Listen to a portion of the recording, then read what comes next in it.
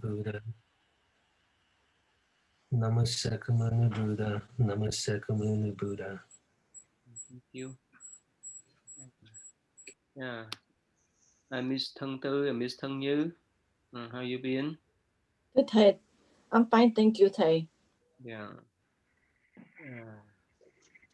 Me too, thầy. Thank you. So how is your son, Miss Thân Như? He's doing very well. Thầy. You mean the one that is at home or the one who's in college? The one that Broke his collarbone. yeah, that's That's Nolan. Yes, he's doing well. Yes, they recover because they're so young. They recover so quickly. yeah, he's still young. So he went back to school and he stayed home to study. Oh no, he went back to school. So he was. This occurred right before the holidays, so I had him come home to recuperate, and then by the time the new year rolled around and the new quarter started, he was better, so he went back to school. Very good. Right, thank you. All right, let's start to study then. We're supposed to have another friends, but I don't know whether he can log in or not. Okay, sorry. Thân Thiên, yeah, please read. Yeah, more the Buddha employs this parable as an excellent means to open up and reveal the matter using various kinds of words and phrases and expounding the single law. But in terms of the Buddha wisdom, this is no more than one drop of the ocean. I ran down the Dharma ran filling the whole world, and this single flavor Dharma is practiced by each according to the individual's power. It is like those thickets in groves, medicinal herbs, and trees, which, according to whether they are large or small, bit by bit grow lush and beautiful. We can stop there. That's okay. Thank you. So what the Buddha say is that he used various kind of words and phrases to to share the Dharma with others, to living beings, and so when he went down the Dharma lane, meaning that that every area like trees, flower, grass should we receive the same moisture. So the small tree we receive the small amount of water, and the large tree should receive the large amount of water. Um, so so what he's saying that so when he teach them the Dharma, that should be depend on the level of, uh, of achievement that they are having. So if one is new to the Dharma class, he will give them just like a small amount of Dharma, and the one who is in high level, then he should give the high level of the Dharma. I think, okay, more of that. Yeah, thank you. That's easy to understand, right? Yes. Yeah, Tammy, please. The law of the Buddhas is constantly of a single flavor, causing the many worlds to attain full satisfaction everywhere. By practicing gradually and stage by stage, all beings can gain the fruits of the way. The voice hearers and Buddhas inhabit the mountain forest, dwelling in their final existence, hearing the law and gaining its fruits. We might call them medicinal herbs that grow and mature, each in its own way. If there are bodhisattvas who are steadfast and firm in wisdom, who fully comprehend the threefold world and seek the supreme vehicle, these who call the small trees that achieve growth and maturity. Again, there are those who dwell in meditation, who have gained the strength of transitional powers, have heard of the emptiness of the phenomena, greatly rejoice in it in their minds, and emanate countless rays of light to save living beings. These we call large trees that have gained growth and maturity. So again, it's talking about the different sizes of the trees, meaning the different individuals, the bodhisattvas being the ones that are the larger trees that are able to share and save other living beings. Tammy, you know what's meant by voice hearers? It's the ones that listen to the Buddha directly. Yeah, right. About the Prachika Buddhas. No, I don't remember that one. Thăng Thiền. You know who is that? Thăng Thiền. Prachika Buddhas. Who are they? Một Phật thầy, the one who attain the enlightenment by themselves. Yeah. Without guidance. Yeah, that's right. Yeah.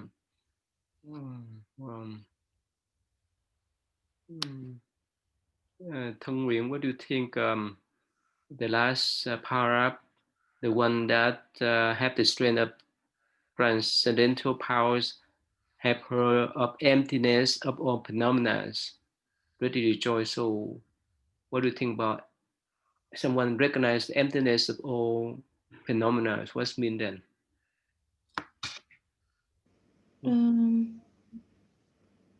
I think I think for example, there are theoretical in quantum physics that all of everything is consist of particles and waves. However, the difference between the Buddhist and Buddhism is people come to this knowledge by experience. So there is in meditation at the one point that people want to feel that the body is and the mind is just a collections and interaction of particles and waves, and it's constantly changing. So in that stage, people realize that the existence of being and the interaction between one and another is connected.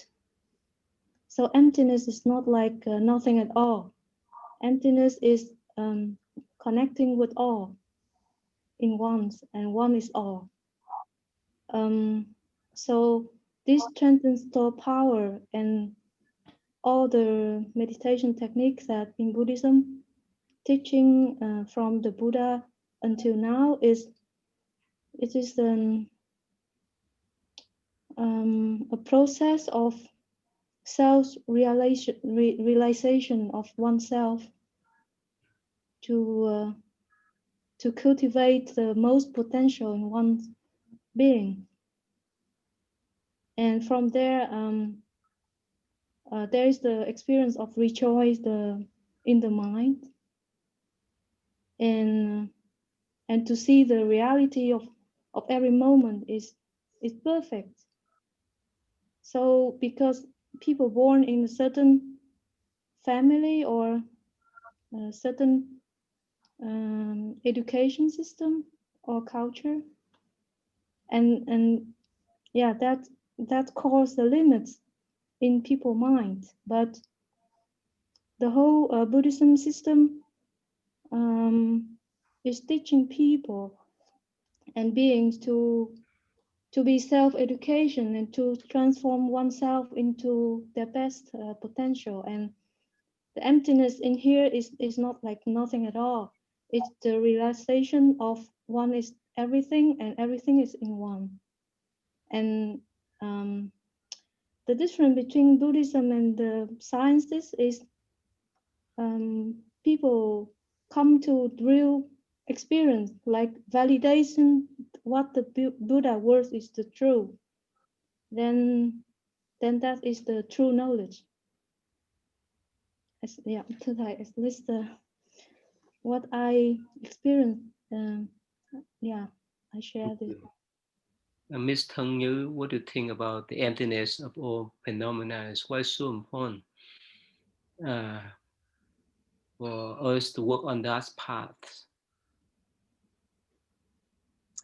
I'm not sure, Thay. I just think that when it allows that kind of phenomenon, if we follow that teaching, then it will allow us to get rid of all our attachments, understanding that everything is temporary and fleeting, and it's just the basis of the Buddha's teaching that there's nothing concrete in this life. Everything is impermanent, so that way we can latch on to that philosophy and know that everything is just temporary. Yeah, so that's how I think of it. The emptiness of the phenomenon is that, you know, it's not. I think in our daily life we grasp on to things that and to worries and to stress that kind of take us to the nth degree, where we react to it so aggressively. We are so broken by the things that we can't achieve and the losses that are due to our attachment. But if we have the understanding that everything is, you know, temporary, impermanent, then it allows us to proceed on to the next level, where we can relinquish you know, our attachments in this life. This paragraph, I think the Buddha is talking about the bodhisattvas, or the people who are choosing to pursue the bodhisattva path, where and in comparison to the Pratyeka Buddhas, the Pratyeka Buddhas, they are self-taught, or they pursue their own enlightenment with not much assistance, but they also choose to not continue on to help others. Whereas this paragraph, it seems like the Buddha is teaching, is describing those who follow the Bodhisattva path, whereas once they reach enlightenment, they continue on to as part of their goal to help others in addition to that. But to answer your question, I'm not sure. For me, the emptiness phenomenon just means that to reiterate that there's not anything in this samsara cycle that is going to be permanent, where we have to be so attached to it. Thank you. William, what do you think?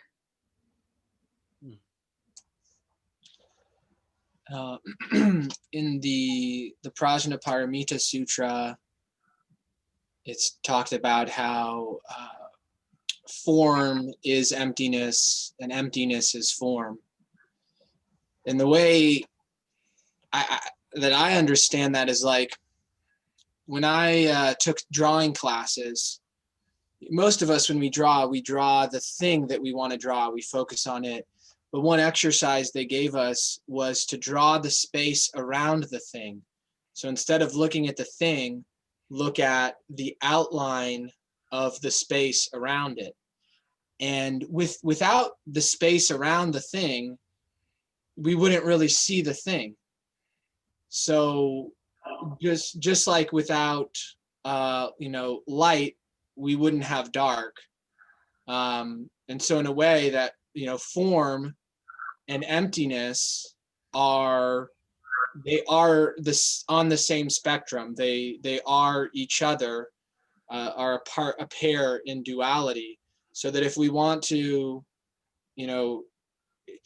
if we go like searching someplace for emptiness, thinking that there's a thing to it, that like emptiness is some separate thing we can experience, I think it's very easy to like think that way and to try to seek it. But in the Heart Sutra, in the Prajnaparamita, they say that, well, form itself is emptiness, that if we go into any form, we can't find anything there. Tiki Alfap has used the example of a table. Like you can't find a table within a table. If you take it apart, there's all of these different parts. And if, we go deeper into it, like Tan Yuan was alluding to in physics, they know that even at the atomic level, where there's the electron and the proton and neutron, that it's emptiness, like so much emptiness between those phenomena. But then as you go into the electron, well, the electron has no mass. So, and as you go deeper into the proton and neutron, there's all these smaller parts, and there's a lot of emptiness within them, the protons and neutrons. And then getting down into these little molecules, these little teeny, not molecules, but like, I think they're called quarks. Like they seem to not even really truly exist in some sense. Like there's no substance to them. So realizing the emptiness of all phenomena, in the Prajnaparamita, they say that when the Bodhisattva of compassion realized the emptiness of all phenomena, it cut all of the bonds that cause suffering, because one, it is like cutting off the root of ignorance. We crave things because we think there is some realness to them, there is some meaning to them. But in realizing emptiness, we see that nothing really means anything outside of deciding that it means something. That if we decide it means something and we believe that, then it means something. But if we investigate closely, there is no inherent meaning to anything. And so if everything is empty, we don't need to be attached to anything. We don't need to think that my happiness or completeness or well-being is dependent upon some physical phenomena like money or clothing or a car or a respectable position or whatever. If we've really seen clearly that all of that is truly empty, like we don't, like I know it intellectually, but I don't see it clearly. I think I understand it on some level, but my automatic actions still don't. I don't live from a place of everything as being empty.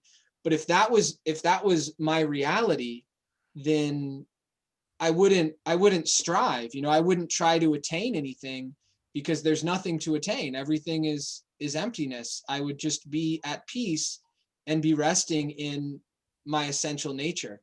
And because I think then what some people may say is, okay, well, if everything's empty and you don't have to do anything, then you're not going to help anybody. You're not going to do anything. But I think that's a mistake, in that speaks of some sort of attachment, where just because everything is empty, it doesn't mean there's attachment to not doing anything. There's still, I think, there's a naturalness of letting everything proceed out of like coming naturally, like, okay, I'm hungry, so I eat, I'm tired, So I might sleep or I might eat. I see some phenomena and I'm moved by compassion. So Yeah, thanks. That's what my next question is that. So if the Bodhisattva, if even us, we recognize everything is empty, right? We go down to the what do you call nano, right? Some even is that right? Nano. it's even smaller. Nano is like at the level of atoms. Okay. So Great. I don't know if it's like femto maybe. Yeah. Okay. So if everything is empty, so why do we need to help other people? What's for? Well, yeah, I've heard someone use emptiness to defend eating meat.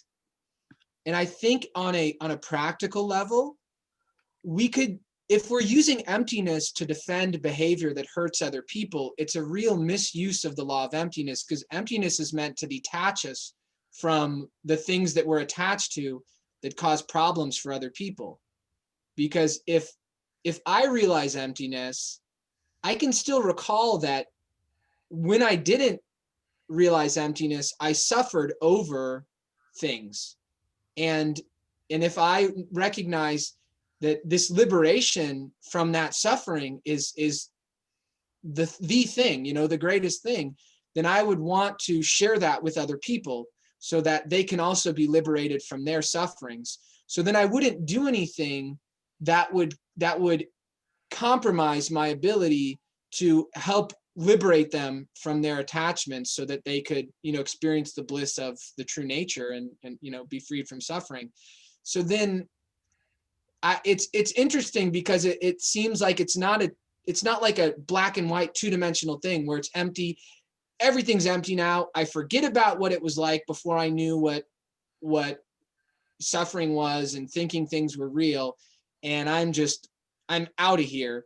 I think there's still a sense of like, there does appear to, like, even though everything is empty, there does appear to still be like a meaning in compassion, where it does seem like a bit of a paradox to me to explain logically, because it would seem like, well, either everything's empty or it's not empty, but there's still a remembrance of suffering, and so there's a compassion for people who are still suffering. Thank you.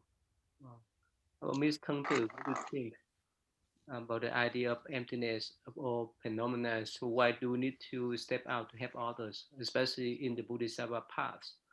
If we recognize that emptiness, we still step out to help others. Yes, so between my sister and William, I thought it was very interesting analogy, and I have to agree with a lot of it what they said, and that's my thought process also. For me, is that if it's true, if you're empty, and now the assumption is everybody is having the same feeling of emptiness. If everybody has the feeling of emptiness, and there's nothing for us to help, right? But if it's only us that, or a few that has that feeling of emptiness, then yeah, definitely you want to help others so that way they can reach the same goal. So I'm not sure if that, which path that is. Is it everybody's empty, or is just some people have that are able to get to that form of emptiness? Thank you, Ms. Thang Tu.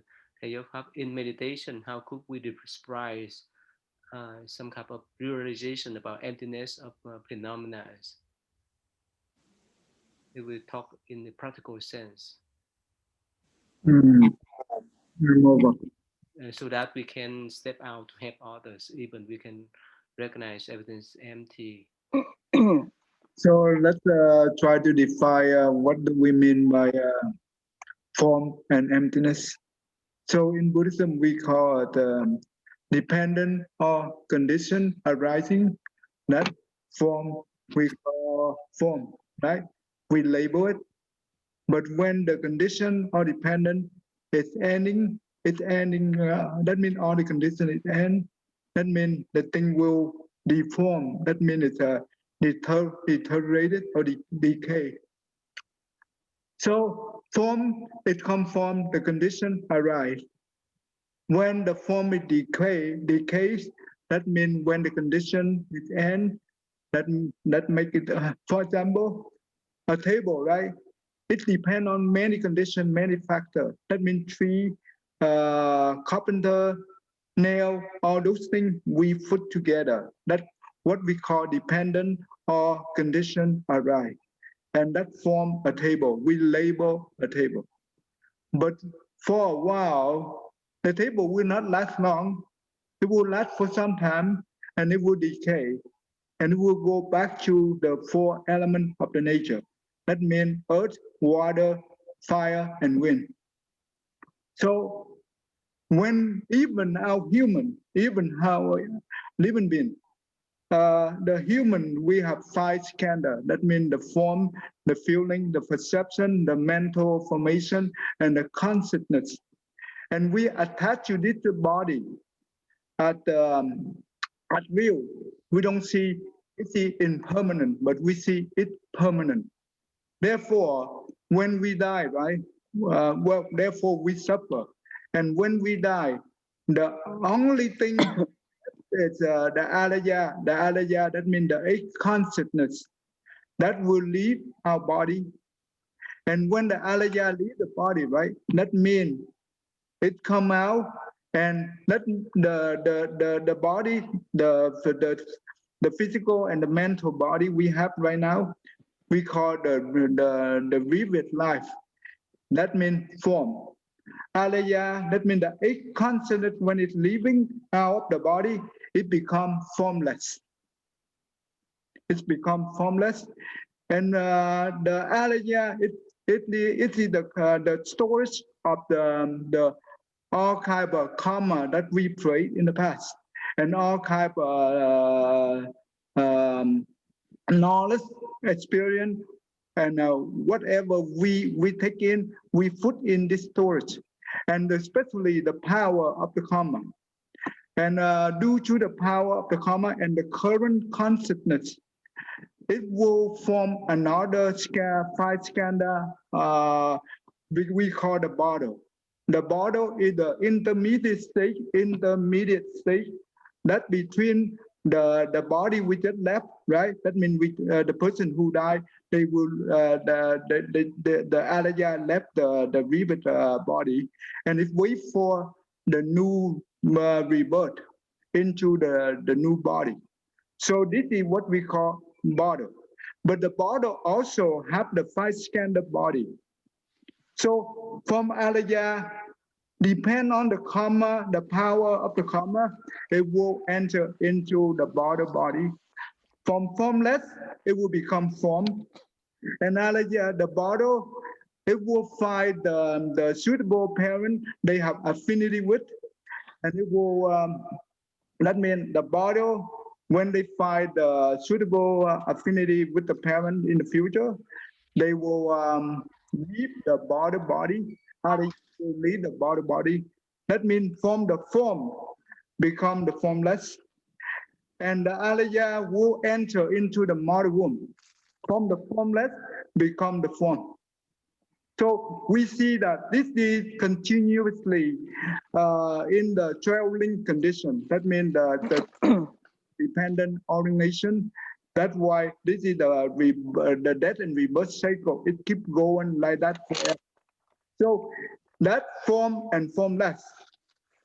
And even though we know it's form and formless, because we are ignorant, we do not know this. Therefore, when we leave the vivid body, we automatically look for the new body. That's what we call ignorance. So that's why we suffer. And how do we, the good thing is when we contemplate on this thing, and we know that form and formless, formless and form. And when we understand that, we will have less attachment. The less attachment, the less suffering we have. And also we value whatever we have. And we use our own body right now as the means to help others, to understand the true nature when we see things. So, yeah, more for time. Thank you. Yeah, Thung Nguyen, what do you think? We recognize form is formless, one in all in one. So why do we need to step out to help them then? To help other people? Why is that? Because everyone is empty. Everything is empty. It's because I think to my understanding is everyone will become a Buddha. It's just because they don't recognize their own Buddha nature. So as long as one realize that that is the true nature why people reincarnate here or people suffering. There are people attached to very small things and it makes them suffer. But they don't realize that actually having a living have a healthy being is already a blessing. So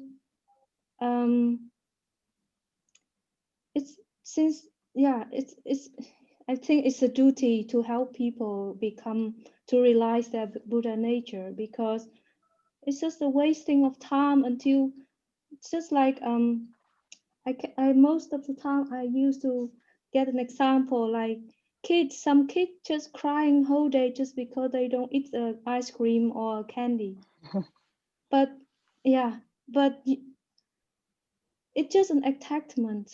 But the kids realize until that level, but there are mother of kids trying to explain, okay, actually you don't need it. It's just your attachment. So I think it's important to help sentient being and other people to realize that they can be their own happiness without attachment to anything, and the suffering is just an illusion of their own mind, and it's a waste of time if until the born until someone die they suffer about small things.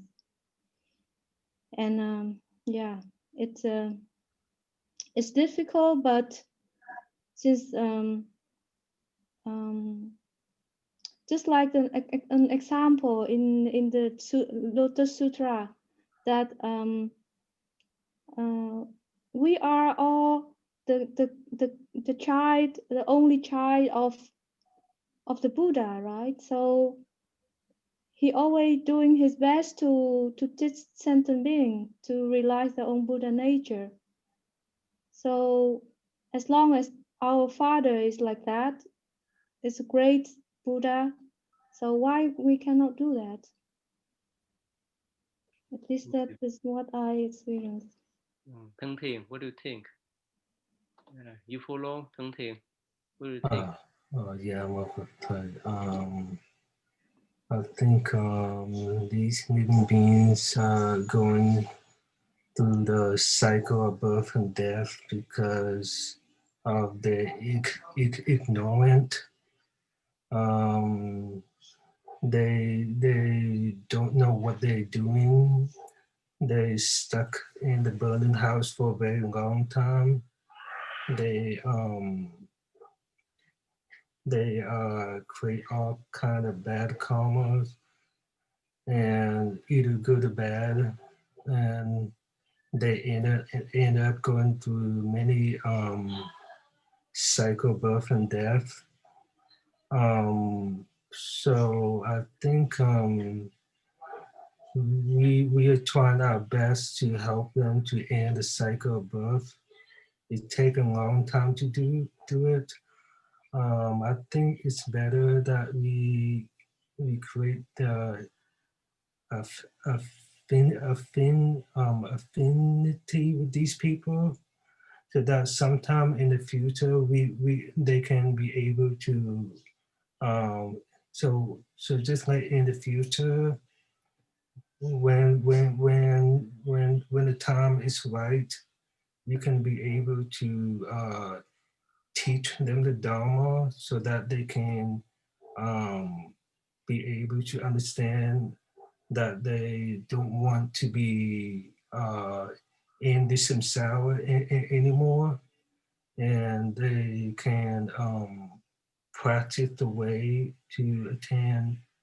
uh, to attain happiness and liberation. I think it takes time for them to understand that. Um, yeah, more of time. Yeah, thank you. So the idea or the concept of emptiness in Buddhism is very lofty.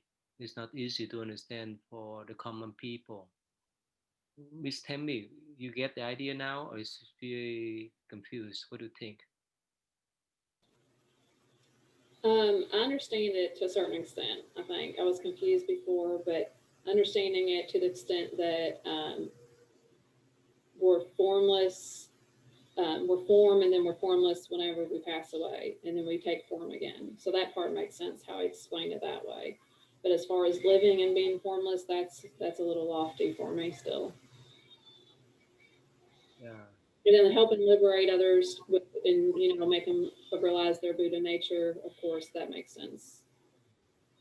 Um, so basically, when we recognize form is emptiness, emptiness is form, that's the reality of life, and it helps us to transform our attachment. Um, and if we could have that type of realization, eventually we could help others and remind others if they attach too much about, like we say, little things like food, ice cream, clothes, cars, and so forth. Uh, but even in our daily life, when we talk about uh, applying this kind of concept in our daily life, right? The emptiness of phenomena, whether we can uh, utilize it or not, it's a bit challenging, right, William? Let's say if someone, let's say, smash your window or smash your car, if you know that person, would you sue that person? Would you let them go? If you let them go, they may come back. It's a bit challenging. Yeah. Um, Or they may sue you about your malpractice. Of course, you have insurance, but still, you need to go to the court to defend yourself. So again, in practical sense, how could we utilize this type of concept then? I mean, it is a pretty potentially like very profound and completely life-changing realization, but on a more like kind of dipping one's toe in the pool, how can it be helpful if we don't get what we want? If we have some understanding where anything that happens to us is unfavorable, we'll of course have that initial reaction about some sort of anger or upset or sadness, whatever it is. And as we've talked about in previous calls, where you mentioned right away, it can be hard to use contemplation to help to turn that around.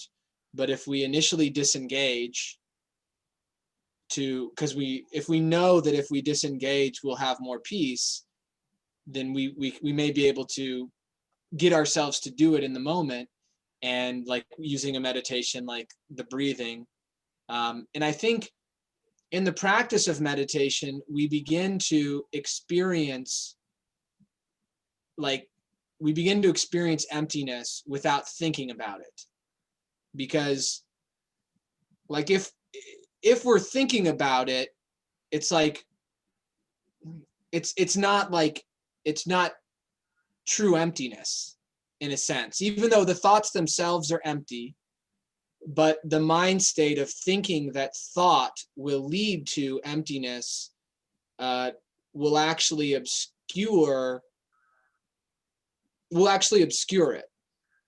But we can use the understanding of it if we kind of, after calming our mind down, if we intellectually understand that, like investigate the broken window. Well, the window has already been broken. You know, what do I make it mean that that window is broken? Because just a broken window, if it's not my window, and if it doesn't have some sort of meaning that it's broken, then there wouldn't be any sort of anger, upset, or suffering over it being broken. So if I look into, oh, I'm upset because I see it as my window and I see how it's going to influence me. I'm going to be cold when I drive my car. I'm going to have to drive and go get it fixed. I'm going to have to, pay for that. And then I'm not going to have my car for a little while. And so all of these, like this string of things of preferences that are being not met. I'm not able to meet my preferences of having something kind of easy. So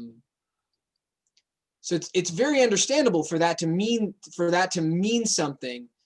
So to see it as empty, I think it's very tricky, because we really have to go to self and see the self is empty, because the self is the one that kind of all of those preferences refer to.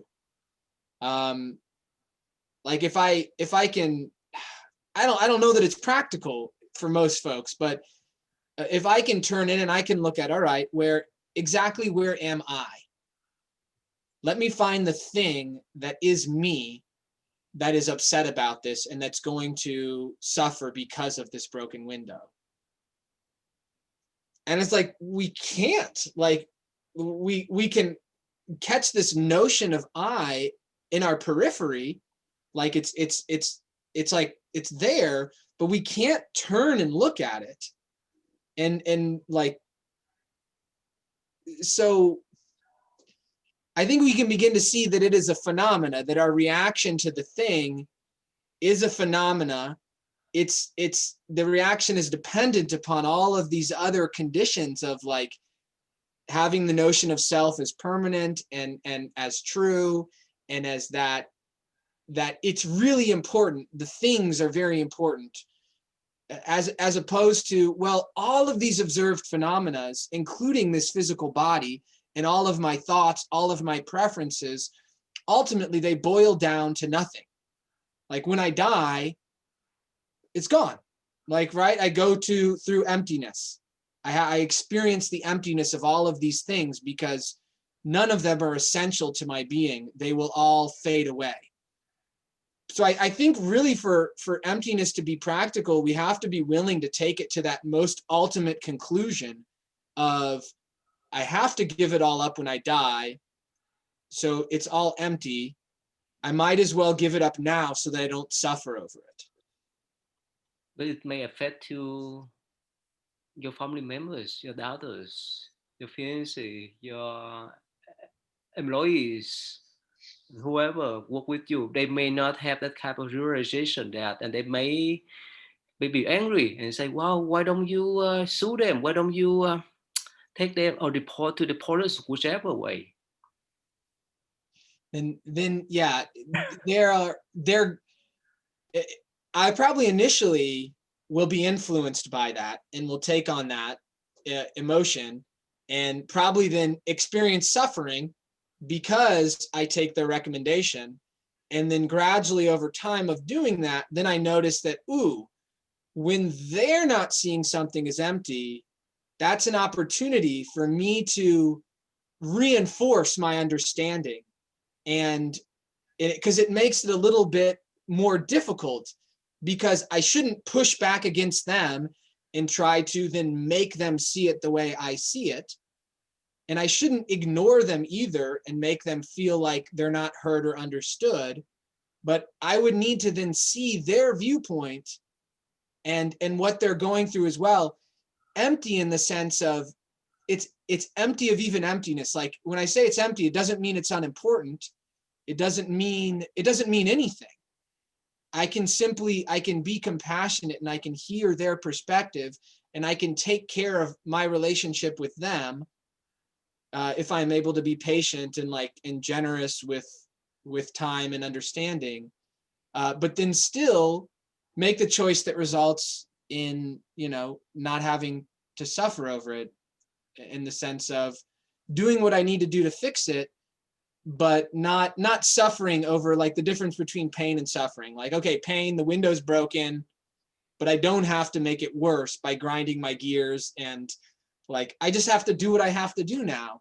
The karma that had the window broken is complete. I deserved it. I did something in the past that led to the circumstance where this was going to come back and impact my sphere. And so now it's complete. There's no point to then make some additional problem for myself. Thank you. Yeah, well, it's very challenging, right, Mr. Thung Như? When we come to reality, right? Especially you still out there, right? You run the business, you deal with your clients, you deal with your employees. You have all kind of things that you have that kind of responsibility, right, Mr. Như? Yes, definitely. It's very tough to be objective. But I have a question, if I may pose it. Yeah. If all entities are devoid of self, if all ideas are devoid of self, if they are illusory, if they are impermanent, does that not apply to the dharmas that are taught? Does that not apply? Because these are now constructs. The dharma that is taught, does that also pertain to having no self? Then does that not also apply to nirvana not being? Is nirvana also not a construct? And then that leads on to the things that we are taught by the Dharma, the Four Noble Truths, and so on and so forth. So how do you explain, where do we draw the line as to everything versus not everything? Wow, that is the thing that especially in Mahayana Buddhist Sutra is mentioned a lot, especially in the Dhamma Sutra. The Buddha said that even the wholesome Dhamma need to be detached, not talking about unwholesome Dhamma. That's been, again, if we talk about the ultimate points, yes, everything's get come and go in the emptiness sense. So, of course, until we have some practice, not based on the level of understanding, analysis, but based on the levels of spiritual practice, we could recognize, like William just mentioned, right? Until we recognize that there's no self within ourselves, whether it's in the physical form, mental form, or spiritual form, at that time you can let go much easy. Otherwise, everything's real in our life. Whether it's Dharma, Buddha teaching, or the table, and so forth. But for someone attend to that state of mind, they recognize us. That's everything's empty. In the sense, there's no attachment within themselves, within their own mind. But for us, it's a bit different. It's a bit challenging. And so that's why in, let's say, most Mahayana Sutra mentioned about that. Even the Dharma, you better not attach to. But of course, yeah. But of course, the Buddha say that, okay, you need the Dharma. It's like you need the boat or the ship to cross the ocean. If you have not crossed the ocean yet, but you smash your boat or your ship, there's no way for you to sail to other shore. So that's why you still have some kind of attachment, you need to rely upon the wholesome Dharma, so that we can raise some type of good karma in this the birth cycle, until we can have the kind of realization. And this knowledge that when you get over all the shore, I mean at the shore of liberation, you don't need to carry the boat anymore. You have to let go. But for us, no, we're still here. We're still in this shore, the shore attachment. We see everything is real. So that's why it's a big challenge for us. So again, I want to bring back so that we can see how we apply this kind of principle, the emptiness principle, in our daily life, so that it could help us to relieve bit by bit our own attachment while we're still alive, and we can help others. It makes sense, Mr. Yu? Can you repeat the last sentence you said, Tay, about I just did not feel like I heard the last sentence. Okay, let me repeat again. So the Buddha said that yes, while we're still in the shore of sufferings, we need some means for us to rely upon. We need the Dharma to guide us. It's like we need the boat, the ship, to help us go to all the shore of liberation. But when we get there, we don't need to carry the boat around anymore.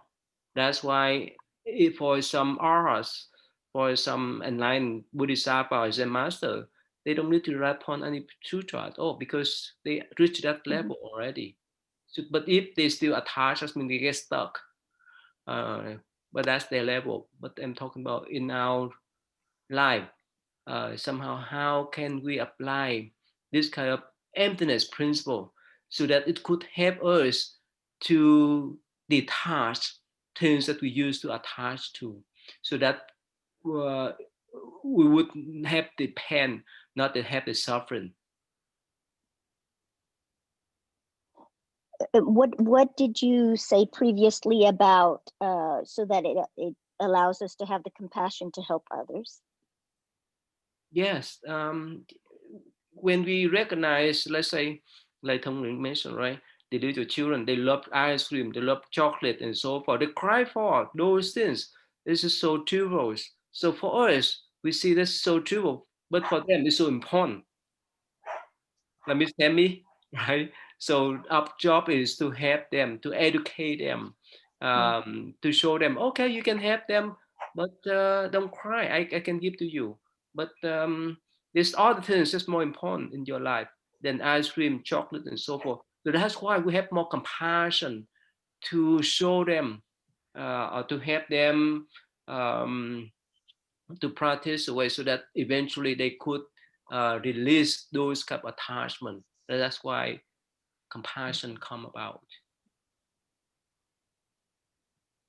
Can I add something? Yeah, please. Yeah. I think what's important is that we all encounter daily life situations, right? Yeah.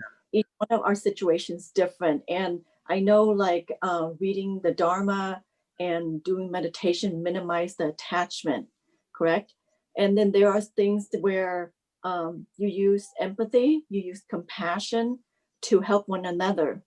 I think the problem I have is that, and this is where it's difficult for me, is when you use empathy and compassion to the best that you can, and when the other person take that for granted or take advantage of it. And so now it becomes my own attachment is that you're nice to someone, but then they take advantage of the situation. And so how do you get out of that cycle, right? Because like a broken window, I mean, or missing something, let's just say a piece of diamond. If I lost it, will I feel the pain as much? I'll be honest with you, maybe not for me. But if it's something that more attaching to a person. So if you help someone and then in return, maybe they don't reciprocate the kindness, but they in turn maybe back, stab you in the back. I think that's where it's harder to detach yourself. And at some point, if it's just a friend or someone outside, maybe it might be different. But what do you do in a work situation, right? But where other people are dependent on you. So I think that's where I have difficulty. Yeah, I know, especially in real life, when you are there, you have all kind of responsibility, and um, people, I mean, even the family members, co-workers, whoever may have some influence on you too. So again, this is the way that I try my best to deal with that kind of situation. In my view, the one that I help them, but they turn the back and stop me. So I say that, well, they owe me twice. That's what can think of. And we just move on. If we could not have much affinity with them, we could move on or stay away from them. If we could not handle those people, and of course, let's say if you are leaders, if you are president, if you are in the leadership position, and one person, two-person mess up the company, mess up your plan, somehow you have to find some way to stop them so that it won't affect the majority of people. That's life.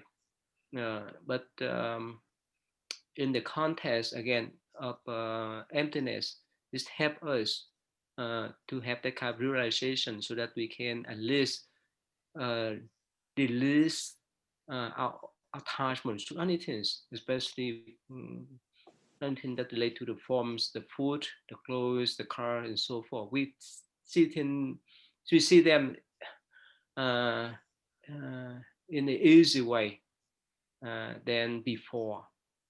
Mm. It makes sense, Mr. Tư? Yes, Tay. I think that's where how we use empathy, right? We say, oh, yes, you made mistake. You remind people, and then you try to be nice, and in front of you, they're fine, but actions sometimes speak louder than words, right? They can say yes, but behind us, they still not doing stuff. So then it becomes a vicious cycle, and at some point, you have to say, okay, at what point is my karma? I mean, it's part of karma too. And I go, okay, it's part of me paying my karma to this person, but at some point I gotta stop this because it's a vicious cycle. And I think that's where I have a hard time with. Is because of my compassion that I keep on, trying to help people, right? But at some point, you help them once, twice, and it still doesn't work. 10 times doesn't work, then it's like what you said. Then you need to stop whatever it is because it's not going to change because you already tried your best. Mm. Um, Tammy, you follow us? What do you think? It's pretty hard, right? When we discuss about this kind of concept, right? The concept of emptiness, to let go of those trivial things like the little children running around, right? What do you think? Yeah, it's very hard. Um, the only way that I can really understand at this point is through the pain and suffering, to just release the suffering. That's the biggest way I can understand it right now. Okay. Uh, okay, good. So that's good that we discuss in brief about emptiness principle.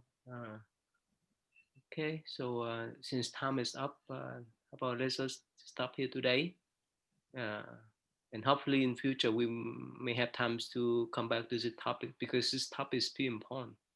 If we have some kind of realization, especially in meditation, it's much easier for us to let go of the attachment within our own thought. Uh, First, when we let go of those mm, thought mentally, much easier for us to let go of other things externally. Otherwise, if we would not let go of our own thinking, or it's not easy to let go of all the things. And okay, so let's finish up today then. Thank you. Yeah, go ahead, Thang Thing, please. Yeah. Namaste Kamuni Buddha, Namaste Kamuni Buddha, Namaste Kamuni Buddha. Okay, thank you, Kai. Thank you. Thank you, Tay, and everyone. Thank you, Tay, and everyone. See you next week. I think it. See you next